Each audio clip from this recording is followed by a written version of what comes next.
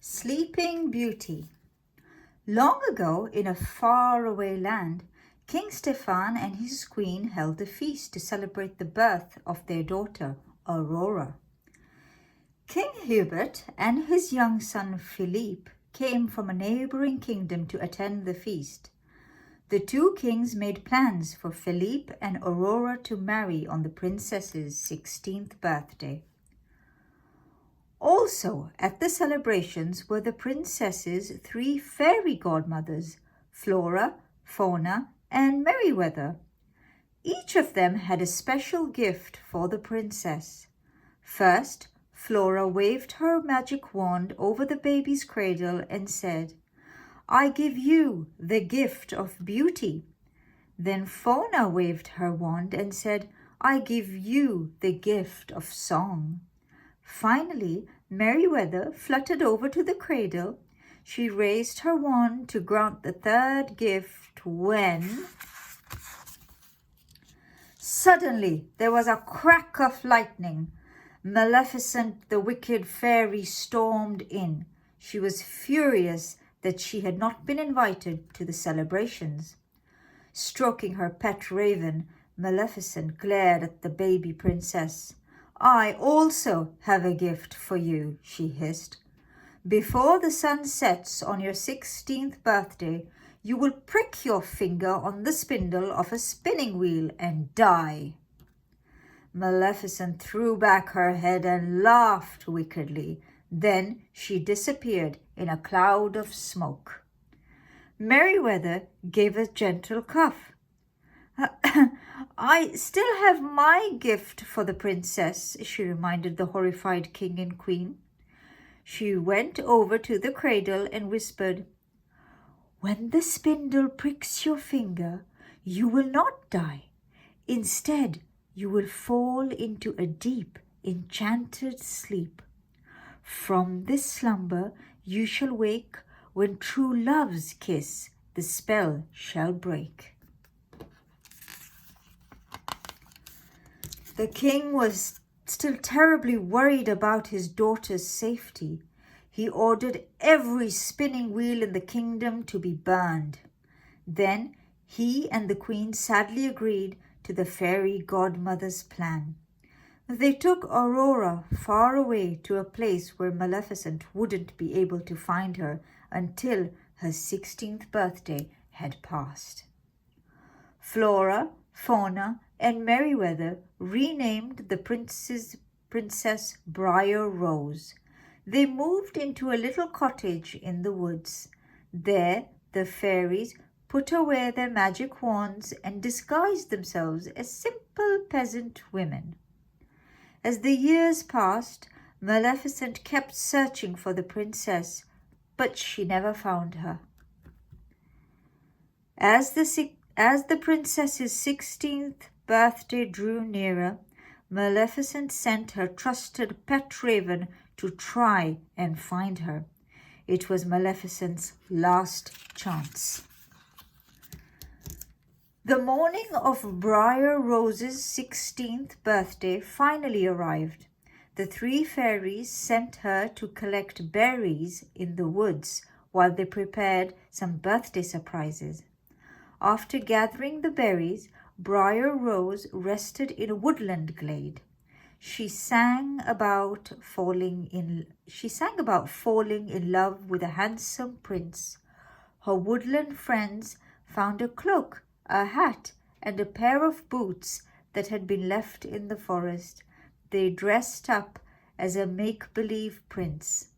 Briar Rose joined in their game, dancing and singing with them.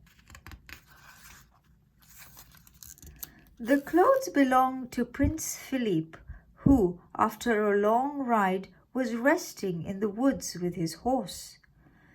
Philippe was enchanted by the beautiful singing coming through the trees and went to see who it was.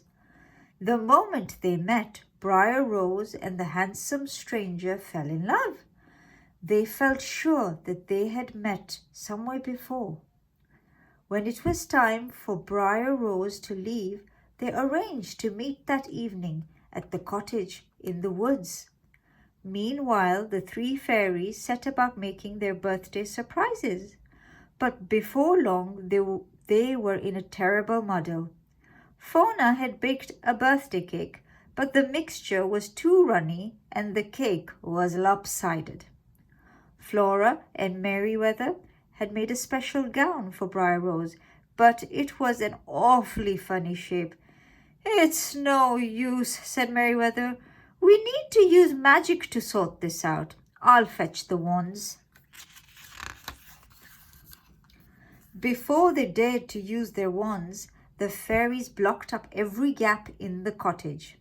They had to stop any magic dust from escaping and alerting Maleficent to their hideaway. But they forgot to block the chimney. It was so wonderful to be able to use magic again. Flora waved her wand and a beautiful pink gown appeared. Then Merryweather waved her wand and changed the gown to blue. Flora changed it back to pink. All the time, magic dust was escaping from the chimney. Maleficent's raven was searching nearby. He saw the magic dust and decided to fly down and investigate. When Briar Rose returned to the cottage, she thanked her fairy godmothers for the beautiful new gown and the delicious cake. "This is the happiest day of my life," she said. Then she told them about the handsome stranger she had met in the woods. He planned to visit her at the cottage that very evening. "It's time we told Briar Rose the truth," said Fauna. So Briar Rose learned that she was really a princess and would soon have to marry Prince Philip.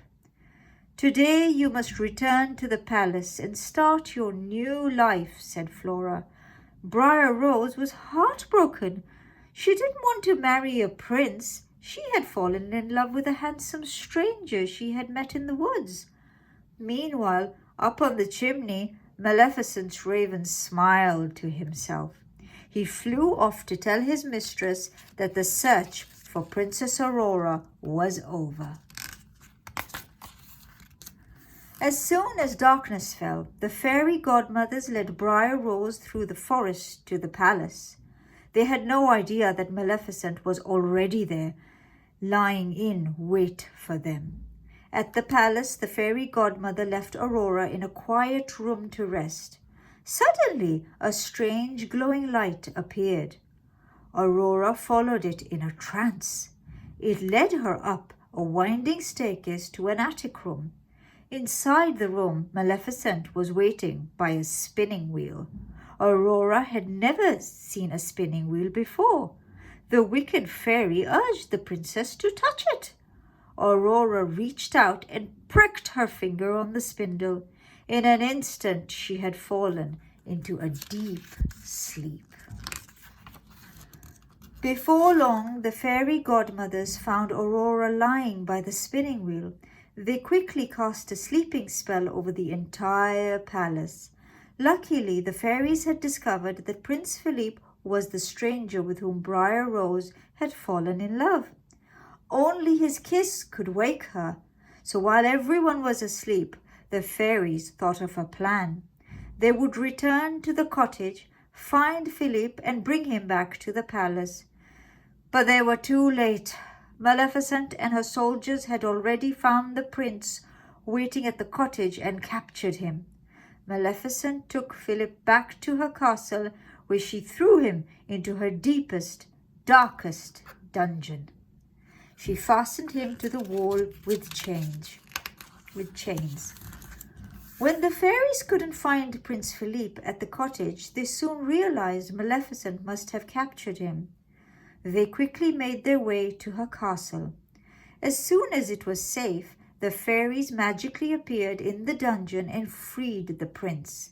They waved their wands and armed him with a magic shield of virtue with a gleaming sword of truth. Then Philip jumped on his horse and galloped off to King Stephan's palace to rescue Princess Aurora. When Maleficent discovered that the prince had escaped, she roared with rage. She cast a spell that surrounded the palace with a forest of thorns. but Philip was able to cut his way through with his magic sword. Suddenly, a huge, terrible dragon appeared. The dragon laughed wickedly. It was Maleficent. Prince Philippe held up his magic shield so that the scorching flames could not harm him. The battle had begun. The dragon soared into the air and swooped down towards Prince Philippe. The prince hurled his magic sword at the dragon's chest. The beast crashed to the ground. Maleficent was dead. Then Prince Philippe raced towards the palace. He quickly found the room where Aurora lay. As he gently kissed her, she opened her eyes. The spell was broken. The fairy godmother's spell was broken too. All through the palace, people began to wake from their enchanted sleep. The king and queen were delighted to have their beloved daughter back again. That evening, a magnificent ball was held to celebrate the wedding of Philippe and Aurora. The princess danced happily in the arms of her prince, while their proud fathers looked on. A dream come true. The prince and princess lived happily ever after. The end.